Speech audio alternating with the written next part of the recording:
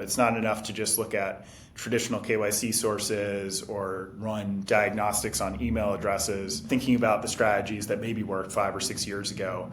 Where leading institutions are investing in is really going broad and deep. So looking at points of interaction, the way individuals are interacting with forms online, looking at geolocation data, looking at IP data, looking at consortia data. Hello and welcome to Public Key. This is your host, Ian Andrews. Here's a hard truth. If you're dealing with anything valuable online, especially in crypto, fraud isn't just a risk, it's probably keeping you up at night. And let's be real, these fraudsters aren't your average scammers anymore. They're sophisticated, they're global, and they've got some seriously advanced tech at their disposal. So what is a business to do?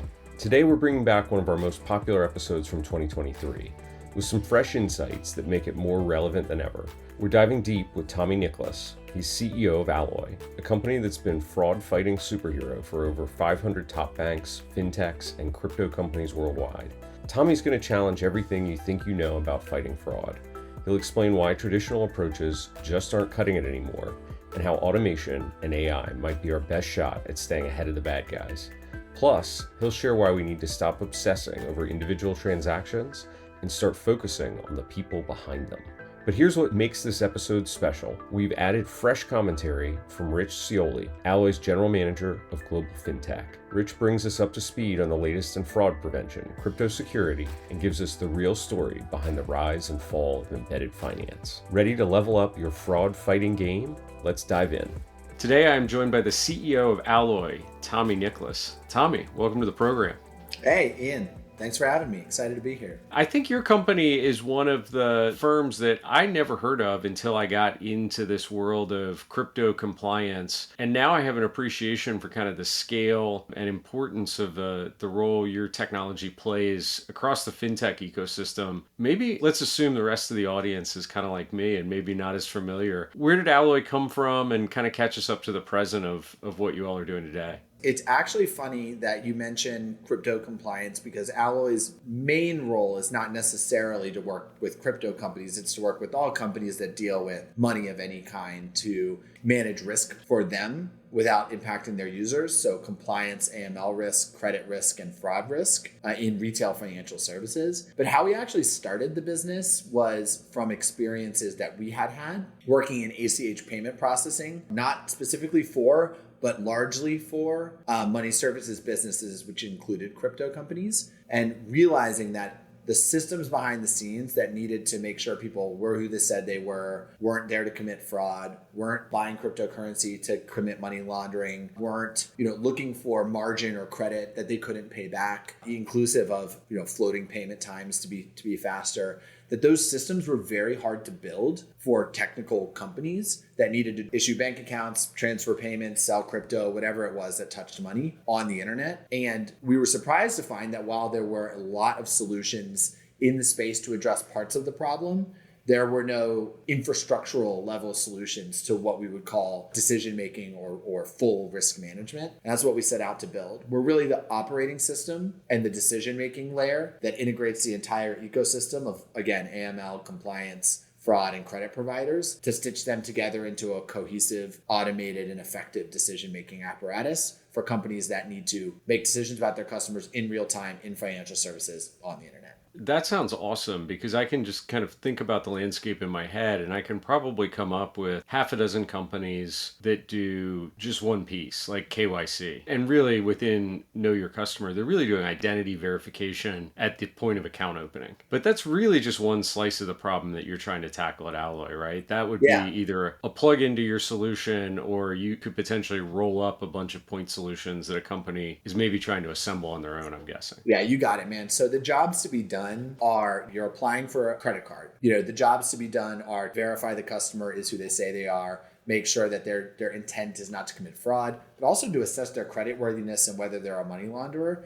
Across that, you've got to go assemble data and other things from third parties that can do the things I just described. When it comes to credit worthiness, it'd be like the credit bureaus and things like that. When it comes to identity verification, lots of different folks who could do that. When it comes to fraud prevention, sanction screening, et cetera, et cetera. So we got to go get the information for them. Then we've got to put together a policy for how do we even say yes or no to each of these things? Then we may have to have a person intervene to do some sort of manual intervention, or the customer may need to intervene. Hey, your credit was frozen. We need to tell you that so you can unfreeze your credit and we can restart the process. Hey, we couldn't verify you. We need you to do a step-up authentication. We need to facilitate that process. So all of that is very complicated and we facilitate it. Then there's also the behind the scenes work of keeping an audit trail of that, keeping records of that, iterating it over time, back testing to see how you can make improvements, A/B testing and split testing. So you can just think about everything that you might build to facilitate risk decision making on the internet when it needs to be real time and touch your customer.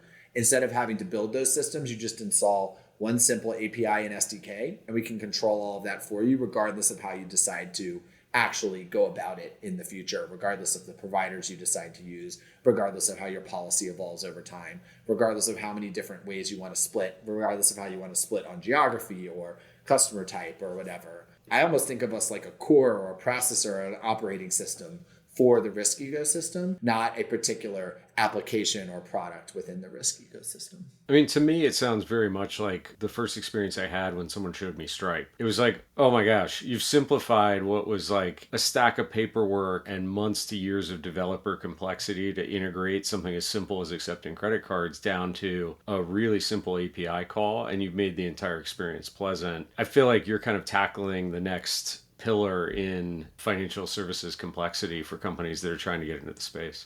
I used to resist that analogy because I misunderstood Stripe's business, I actually think, because I would have thought, I would say, no, actually the Stripe of KYC would be more like one of our partners, like an underlying provider who does some part of that. Yeah. Over time, it's become a very good analogy because ultimately they aggregate things a little bit more than we necessarily do, because you don't even need to go have anything to do with Visa, MasterCard, or Amex, whereas we wouldn't necessarily keep you away from, you still can have relationships with those, with our underlying partners, like fraud providers and authenticators and all of that. Other than that, the analogy holds because they're going and saying, no need to go do all the crazy connection and certification, no need to figure out how to manage next steps. Oh, by the way, there's a bunch of back office processes that if we don't provide them, you're going to have to build them: reconciliation, audit trail, manual review, even eventually for them, fraud prevention, etc.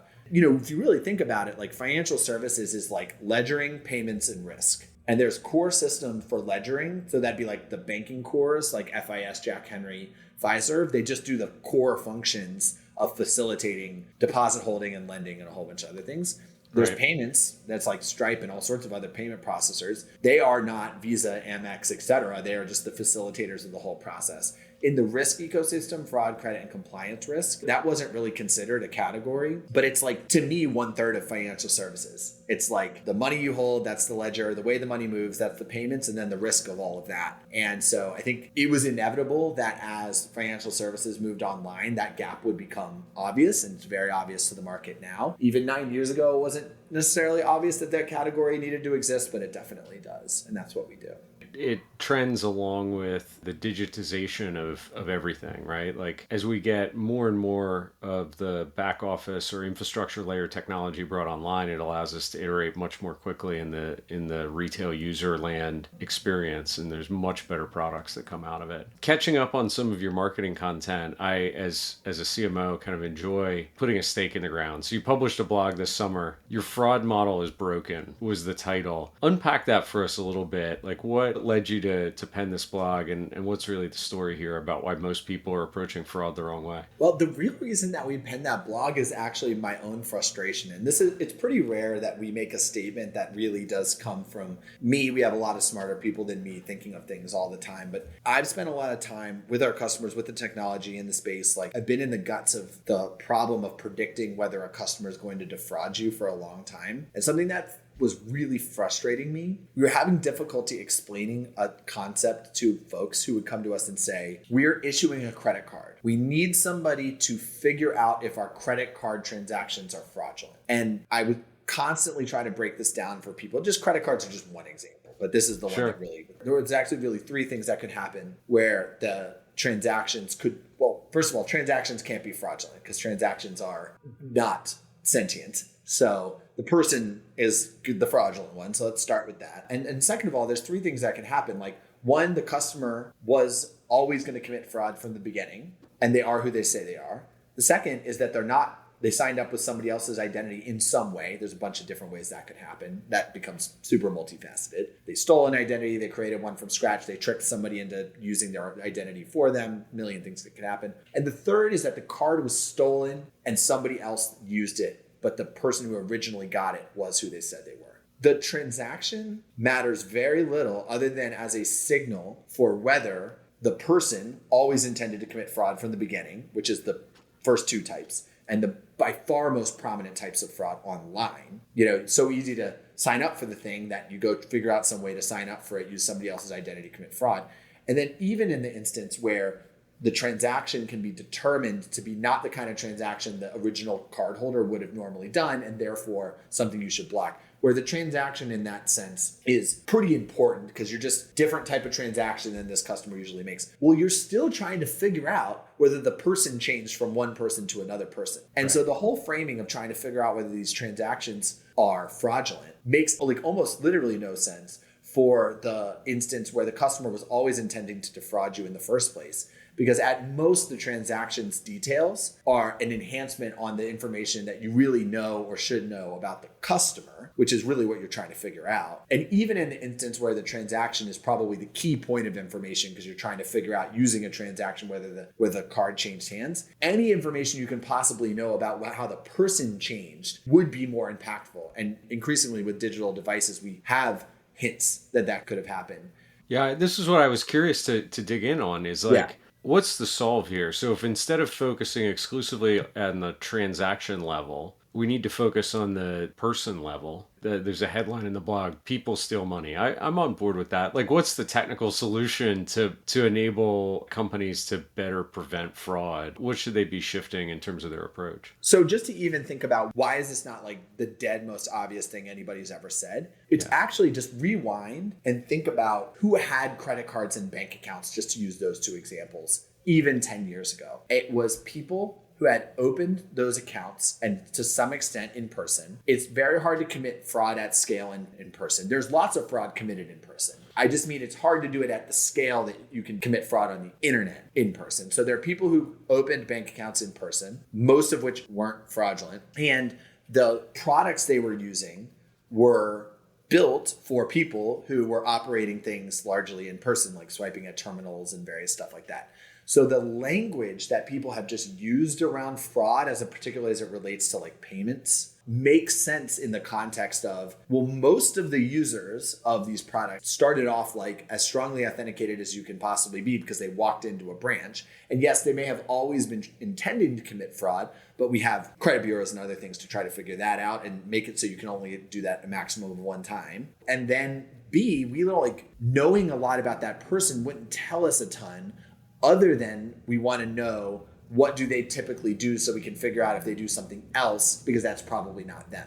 And that's the whole job to be done in that world. The thing that's changed is two things. One is these products are by and large increasingly not being originated in the sort of most ultra strongly authenticated meat space that you could possibly, that's not where people are getting these products. They're getting products online, a highly manipulatable process, no matter how strongly you authenticate them. It's a manipulatable process that can be done at scale. So the fraud, professional fraudsters are coming after you because if they get you, they can get you at scale. And then people are operating these products in various ways on devices, not just with physical cards. So the technological solution is to start from, let's assess the identity of the person and let's use transactions as an input to assess both the intent of that person from day one and the intent of that person today, because they may have changed as people. But we're not going to just use transactional information because we're not just a transactional system.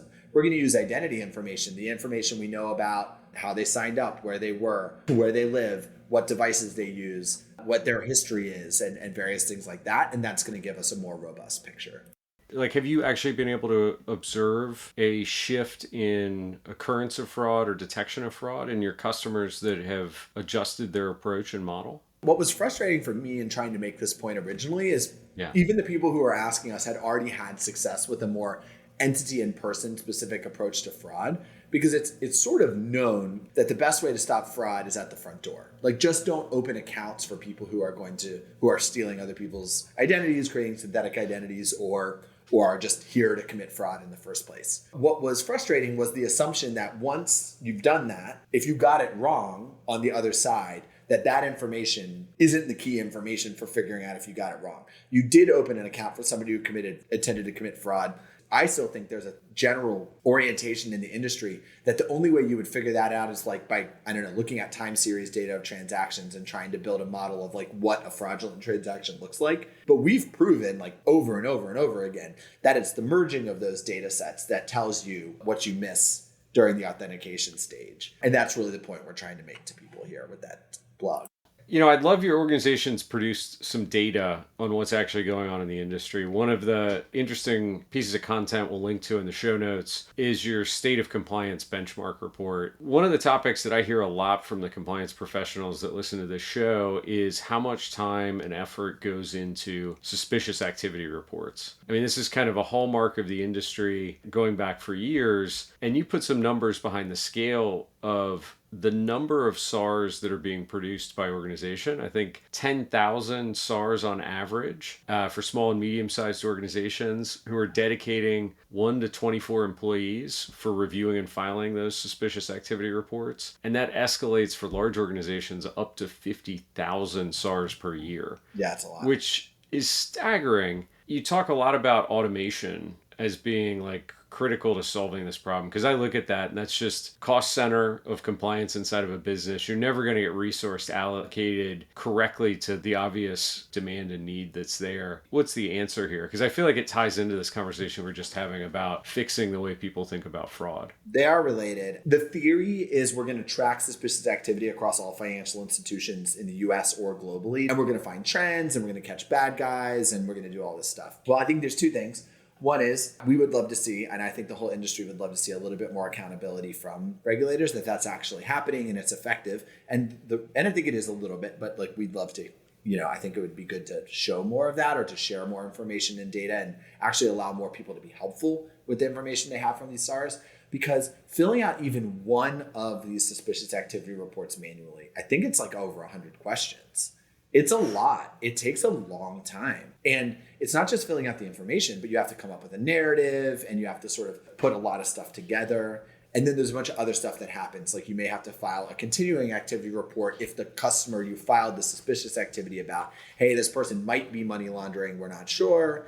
File the report. They continue to do what they're doing. You haven't shut the account down because it's suspicious, not dispositive yet, right? And there's even limitations on what you can even do if you suspect somebody of money laundering. Then you have to file a continuing activity report. Oh, when you filled out one of the fields wrong, there's feedback, there's all this other stuff. So it's really, really hard. What we can do to help out, and what we do, but also this isn't a pitch, it's more of like what the industry's working on is like, well, how many of those 100 fields can we basically fill from a core system? How many of them are really about the identity of the person or the identity of the persons that are involved in all these transactions? Huge pain point is basically you fill out something wrong with the form and you get feedback. Can we automate that process, inclusive of if FinCEN gives feedback in an asynchronous process that you couldn't have known in advance because somehow they come up with some problem with what you wrote? Can we assist people in having really ready access to how they would construct the narrative? That's where automation comes in, and that is possible. And I think we are getting to more of a point where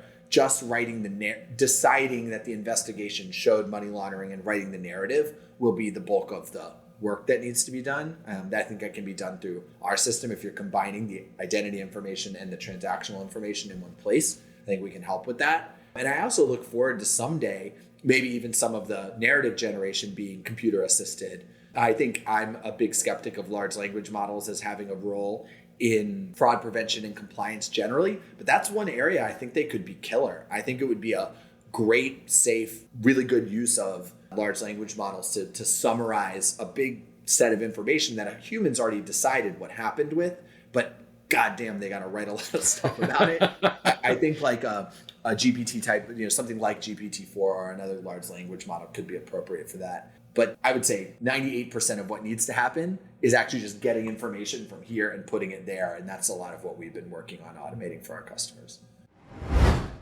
Quick break in the original podcast. Tommy went deep into SARS and other insights from their 2023 State of Compliance report. But since they have released the 2024 State of Embedded Finance report, looking at the top trends and risks in embedded finance, Rich touches on financial institutions doubling down on their fintech and embedded finance strategy, even after the industry had a challenging 2024. He even hints at a new fraud report coming soon. So we commissioned a report called the State of Embedded Finance since you last spoke with Tommy, and we surveyed leading sponsor banks and embedded finance institutions in the US with a handful of anecdotes from the UK. And a couple things. One, there's still some optimism in that segment, despite a year of a ton of consent orders and headline news and entrants and exits within the space. A lot of companies are still making a large amount of revenue and generating a large amount of low-cost deposits through embedded finance strategies and partnerships. So many of the institutions are north of 50% of their revenue base are coming from embedded finance programs in the fintech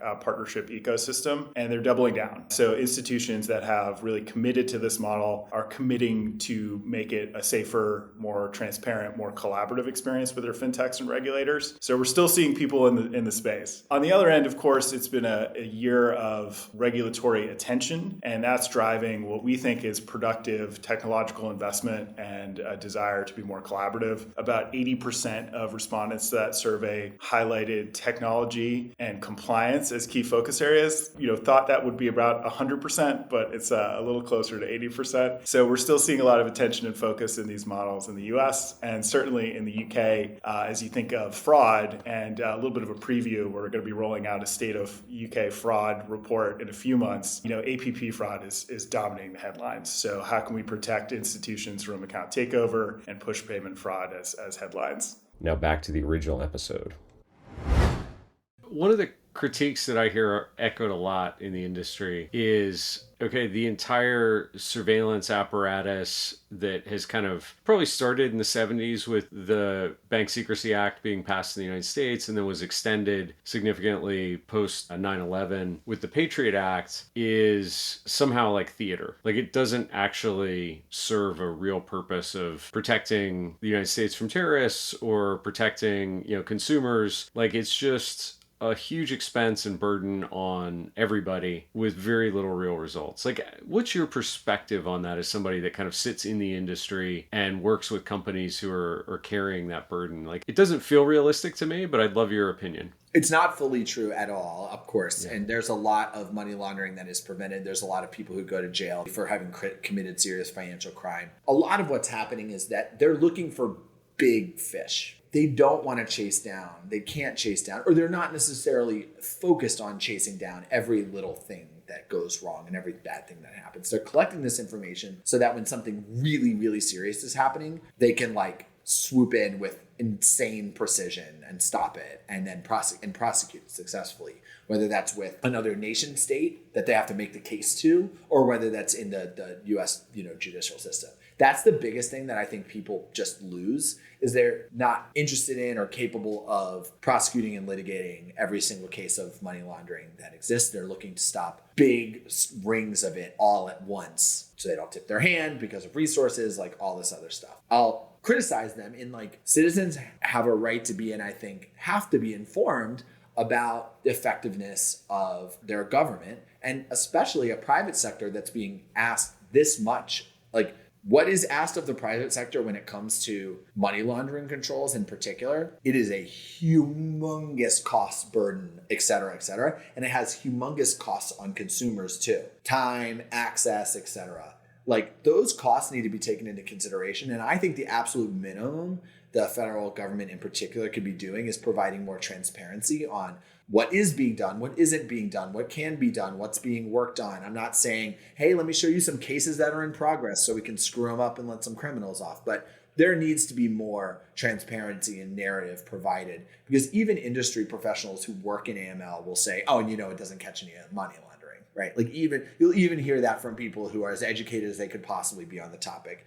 They're wrong, but they're not totally wrong. And they're also not wrong for thinking that. And I really think there should be change. Even going back to the topic of SARS, right? I mean, I think it's a burden on industry to produce those reports. Equally, governments consuming them like actually processing them and yielding some useful insight that allows us to catch a bad guy who's running a terrorist financing ring. Like they're overwhelmed with the amount of data that's coming inbound. So it's a problem on both sides. Like there's such inefficiency there.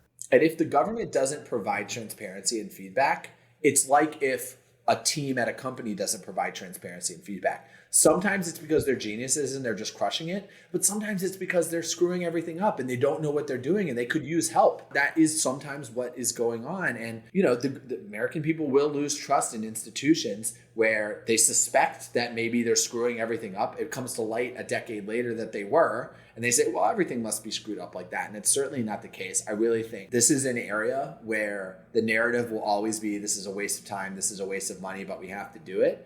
And it could be, this is the most important duty that we have as a private sector, is to help with this. We feel really, really good that we helped. And it'd be the last thing I would ask the government to, that should be how people feel about it. And instead people should feel like largely the crime that's being detected by filing SARS is the most non-controversially awful stuff in the world.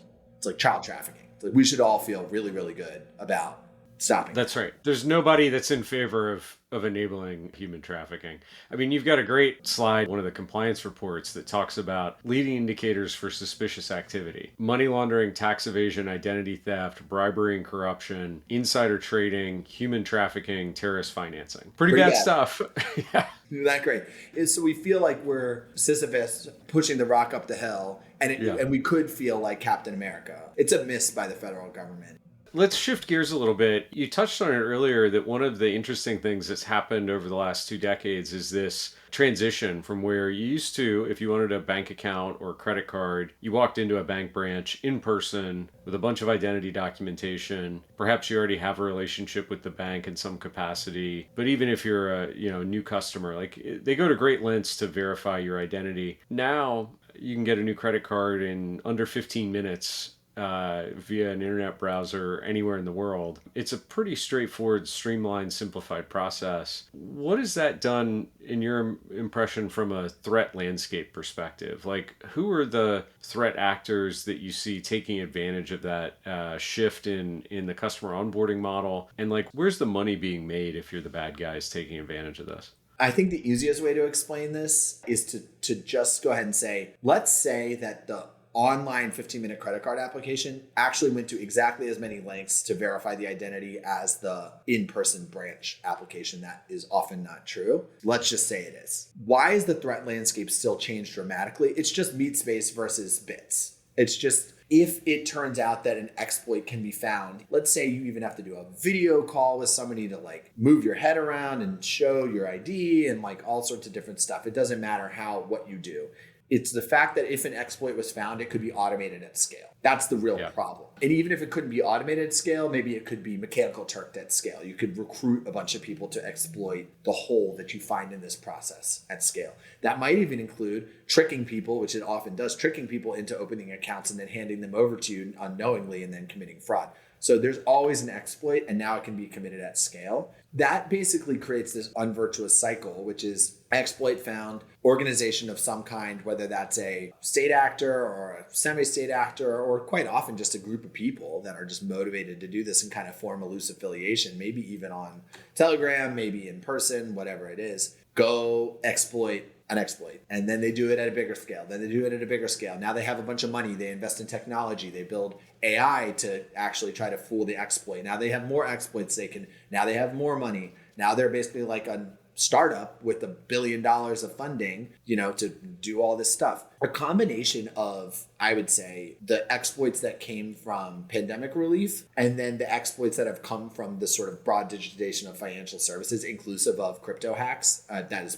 a subset of the broader digitization of financial services, have left some of these organizations very well funded. Some of them were well funded in the first place because they're state-sponsored actors, and states can sponsor quite a bit of funding in my experience. But some of them weren't, and they were just people on the street that are now wildly sophisticated, really, really, really tough actors. And they might also be in countries where we can't necessarily go swoop in and stop them from happening. That's what makes the threat landscape so complicated. I think what's weird about the US that I still can't totally figure out is Some of those people are in the United States and they're not being prosecuted. I would like answers to that. Like, this is kind of where the transparency comes in. Like, if I just even felt like some of the groups of people that we know that are committing fraud in different geographies were eventually going to be prosecuted and we're just building our case and we're just going to have to eat some pain for a little bit, that'd be great. I don't even know if that's true. Like, I just don't know if there's just a non-intervention policy that's come around to some certain types of credit card fraud. But then there's also, I understand it's very complicated to go invade a country to pull somebody out because they're committing fraud. That's incredible. It is interesting, though, your point about how many of these fraud shops have actually become software businesses unto themselves. I've spent a bit of time reading about some of these organizations where in some cases they're building software frameworks that allow you to stand up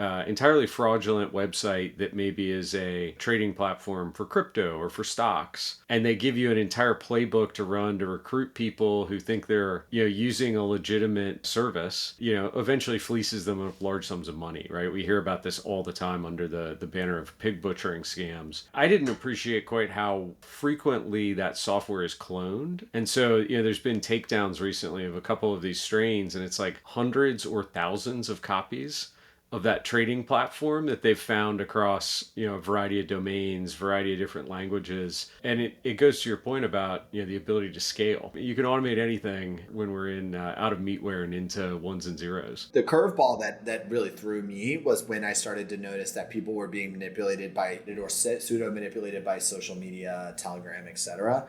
I don't mean to imply at any level that like Facebook, the website, manipulated people into committing fraud. I just mean the connections people are able to form through these are turning into a weapon that I didn't totally grok.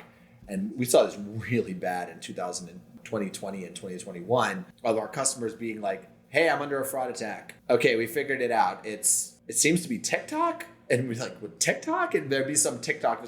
Here's how you defraud bank X. And then maybe it didn't say exactly that, but it was effectively, that's what they were doing. That's amazing. That sort of thing just shows you like, if there's an exploit, including manipulating other people to do the exploit for you, it'll be found. Yeah. And not even being shared on the dark web. They wanted to get their view count up, so they're pushing it on their TikTok platform. No, we have this whole list of these. We have this big download of all the ones or a bunch of the ones that we've seen, so we can show people what to look for, what to actually see and say, oh, that's actually a scam. I wish I could send them to my friends, but they're a little sensitive. Wow. Tommy shared some significant insights about how social media has expanded the threat landscape for organized crime. And now Rich expands on this point, saying traditional KYC strategy compliance officers used 5 to 6 years ago aren't going to cut it. He shares new methodologies for gathering data that compliance programs are deploying.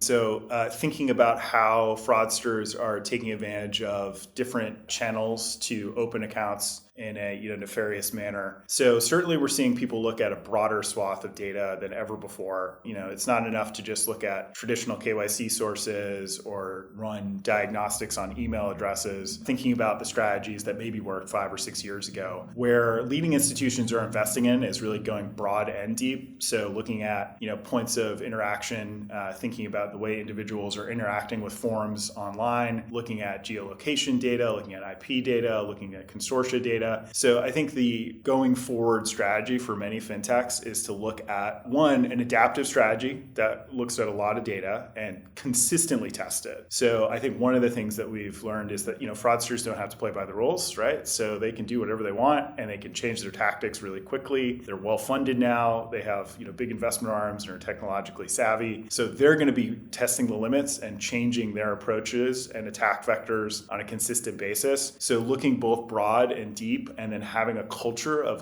refinement and testing is really the next generation for many folks looking to combat fraud. The pace of fraud and the acceleration of change that we're seeing on the fraudster side of the equation is just increasing at an exponential velocity. So I think one of the areas where we're seeing people invest heavily is a point of view that spans the life cycle of customer onboarding and engagement. So you look at customers when you open an account, and that is a portion of the equation. But now, especially as we look look across the pond and we look at some of our, more advanced and like highly scaled fintechs in the US, they're looking at things in life. What's the profile of this customer? What's their behavior? Are they changing things to their information online? Are they giving us any risk signals that we can later translate into risk prevention strategies at a point of time when they're trying to move money? So I think you're seeing a lot of investment in that in life management and doing risk rating on a more holistic basis.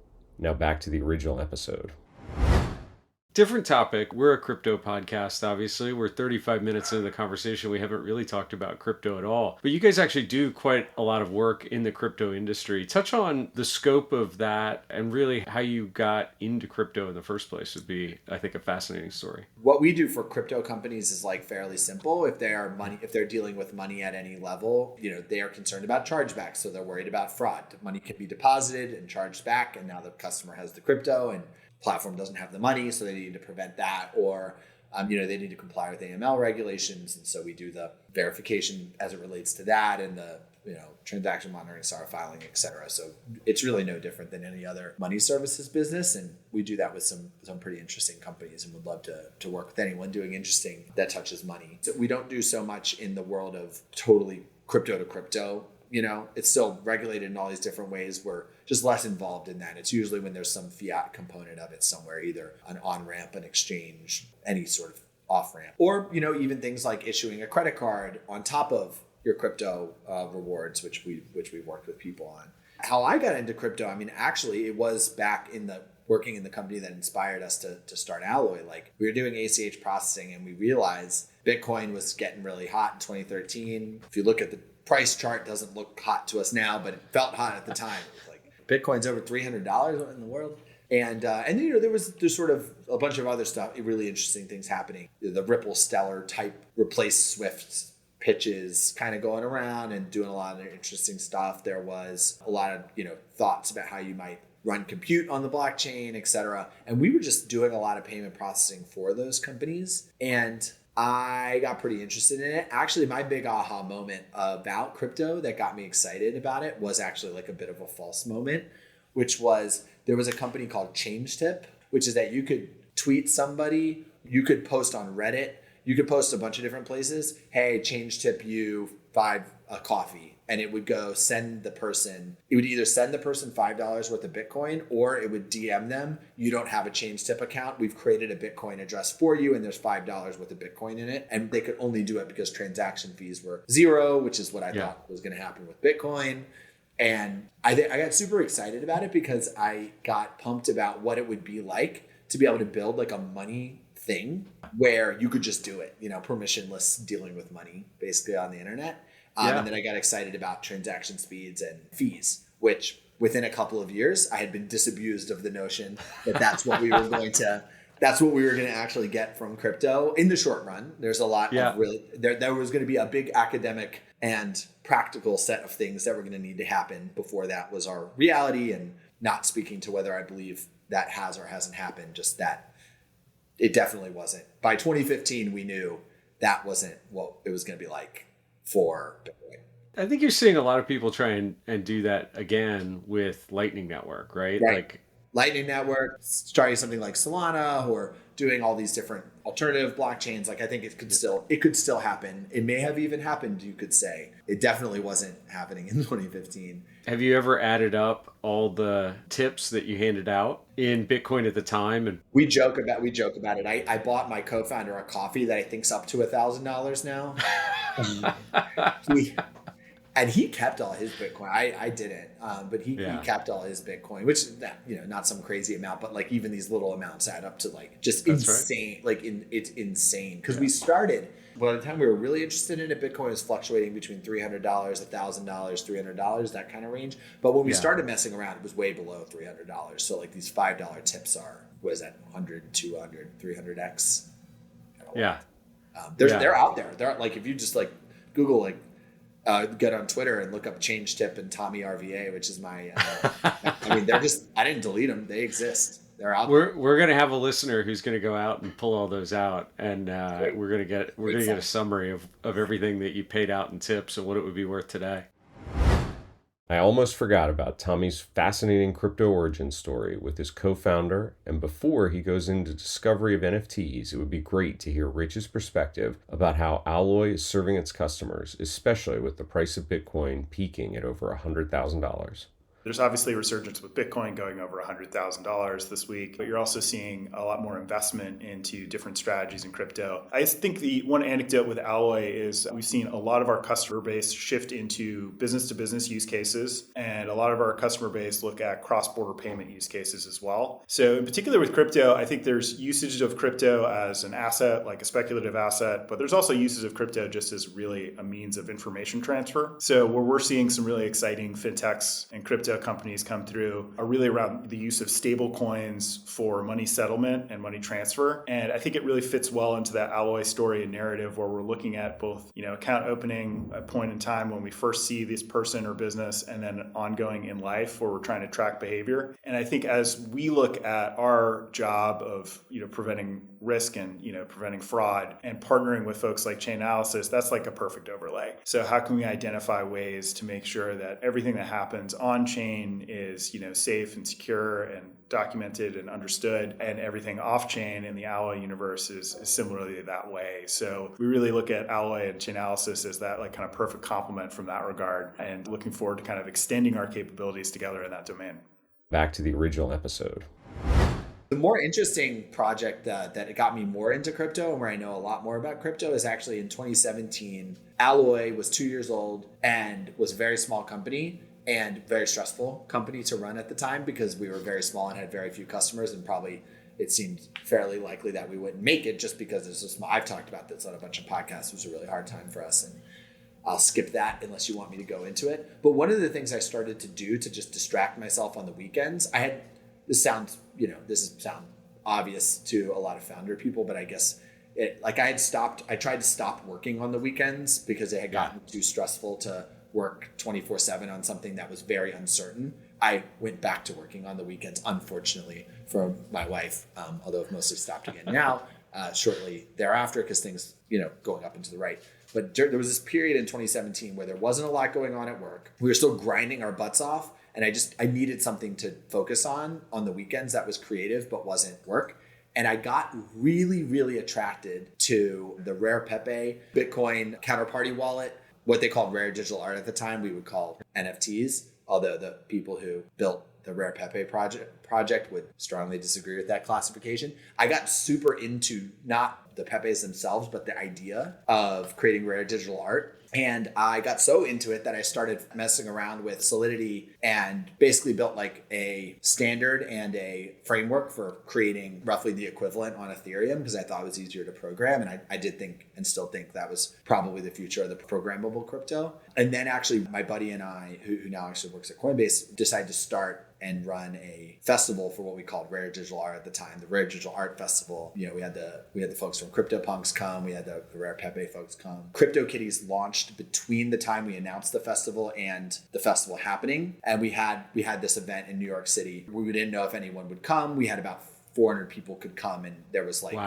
standing room only early 2018. There was still no term. I don't think people were saying the term NFT yet. It was like 2 weeks after that, like NFTs became the thing. Then NFTs weirdly died kind of and didn't go anywhere, and then came back in during the pandemic. So where I've actually really cut my teeth a lot more on the ground and where I actually know the people who have done interesting work and have had just the most modest impact is actually in the NFT community of all things. Yeah. How are you feeling about things now? I mean, we're sort of back in that same period that you just described where everybody was talking about NFTs for about a year there. And now, save for maybe like Bitcoin ordinals, the activity, at least in terms of trading volumes, is way, way off the peak. It's similar to how I felt about like Bitcoin transaction fees, et cetera, which is that I got super excited about the transaction fees and the speed. I actually remain excited about whether I actually think this is a good thing or not, like non-state money, plausibly censorship proof. That's actually a really big idea. And I think that's the only idea that matters in Bitcoin. And I think that's like actually a humongous kind of transformational idea. Whether it's for me or not is for another discussion, although I think I am interested in it. Like I kind of disabused myself of a lot of those notions, but held on to this, like it's illegal to create a currency this other currency exists because there's no way to stop it. That's fascinating. I think very important and powerful. And I think probably a force for good in the world.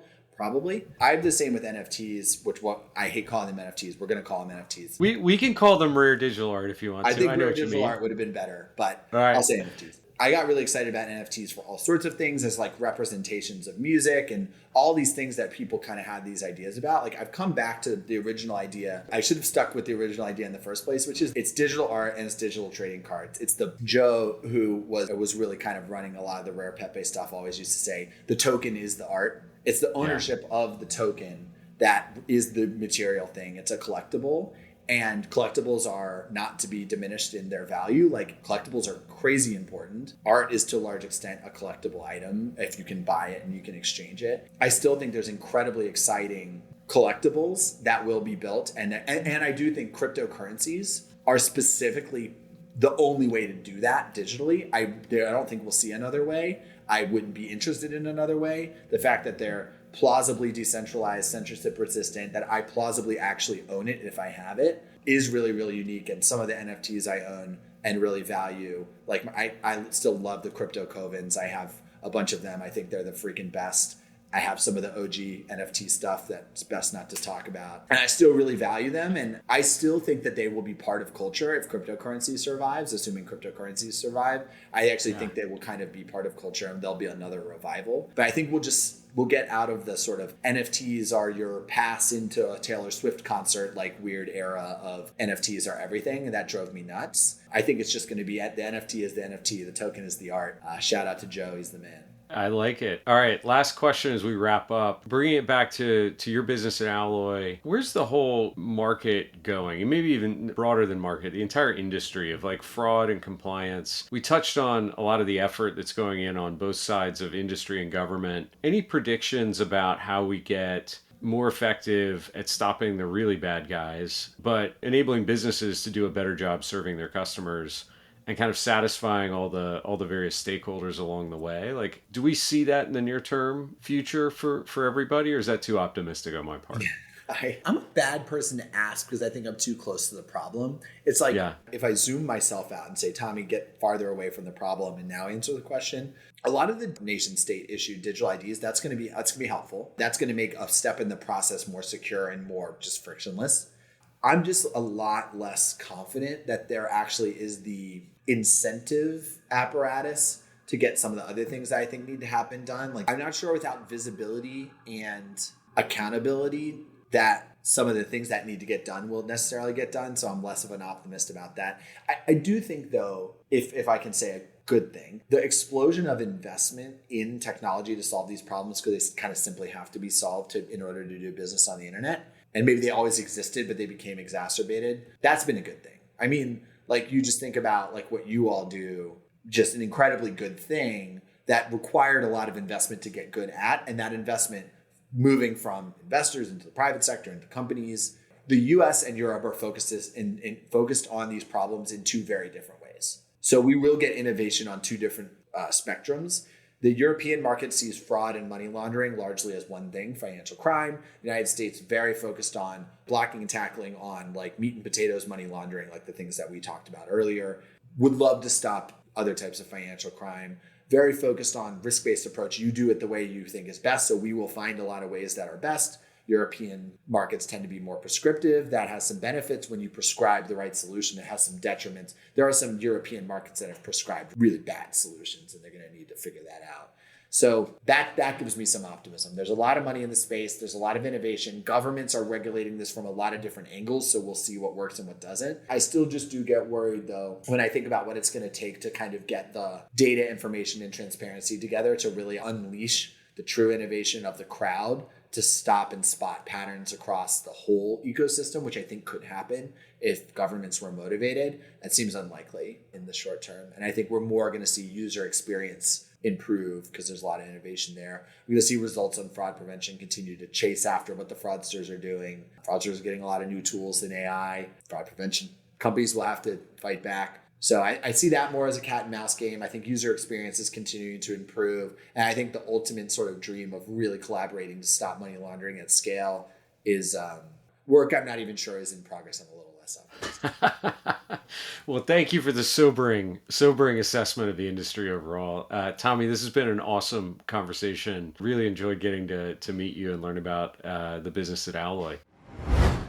Before we sign off, I think it would be great to leave Rich with the final word and provide an update on what Alloy has in the pipeline for 2025 and beyond. As Alloy looks towards the future and our product roadmap, we're still heavily investing in things after account opening, so in-life risk management, really digging deep into both behavioral and transaction monitoring, pattern recognition to identify risk. We talked a little bit about crypto today, which is super exciting. We're also investing very heavily into the UK and EMEA and seeing use cases around account onboarding across many geographies become relevant, so we're digging in there. And then we're just keeping an eye on regulatory guidance. So open banking guidelines just got released, right? Different regulation emerged from the UK and Europe. And then we're also keeping an eye on anything cross-border as the world of finance and fintech grows increasingly global on an hourly basis. Hey there. Thanks for listening to another episode. If you enjoyed what you heard today, do me a favor. Open up your podcast app, rate the show, give us a review, tell us what you liked. Even better, you can share the podcast with your friends. And of course, make sure you subscribe so you don't miss the next episode. Now, unless you've been living under a rock these past few weeks, you've seen the incredible transformation happening in crypto. We're not just talking about a bull market, we're witnessing crypto's coming of age story. The headlines tell it all. Bitcoin smashing all-time highs, not once, but twice in 2024. In March and December, DeFi isn't just growing, it's becoming a cornerstone of the global economy. And traditional finance? They're not just dipping their toes in anymore, they're diving headfirst with stablecoin investments and ETFs. This feels different from previous market cycles. It's not just about price movements, it's about cryptocurrency finally finding its place in the mainstream financial world. And if you want to see the data that proves it, well, we've put together a fascinating analysis with some eye-popping graphs that show exactly why this moment is special. Head to our show notes to read the full story and see why we think we're entering a new era for crypto. Trust me, these aren't just charts, they're the roadmap to crypto's future. Thanks for tuning in to Public Key.